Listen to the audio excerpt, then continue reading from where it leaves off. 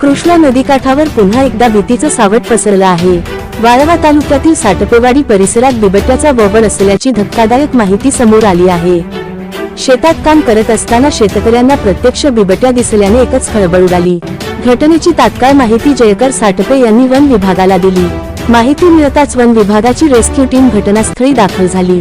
पाहणी दरम्यान बिबट्यासदृश्य प्राण्याचे पायांचे ठसे आढळून आले। या पार्श्वभूमीवर साटपेवाडी व परिसरातील शेतकऱ्यांना शेतात काम करताना अत्यंत सावध राहण्याचे आवाहन करण्यात आले आहे। आणि पाठी मोबाईलचं गाणं बंद पडलं, मी मोबाईल काढला आणि गाणं लावलं, गाणं लावून घाम आला म्हणून असं पुसत होतं। त्यानं माझ्याकडे बघितलं, मी पुन्हा खाली वाकून बघितलं, मग मी पण पळाले आणि ती पण तिकडे पळाली। तिकडेच गेलोय, मला असं वाटतं तिकडे काही ते जाऊ शकणार बिबट वन्य प्राणी दिसला आहे। या ठिकाणी आम्ही येऊन पाहणी केली असता सदर बिबट वन्य प्राण्याचे पायाचे ठसे दिसून आलेले आहेत। त्यामुळे सदर नागरिकांनी त्या भागात शेती भरपूर आहे, त्यामुळे दक्षता घेऊन रानातील कामे करावी।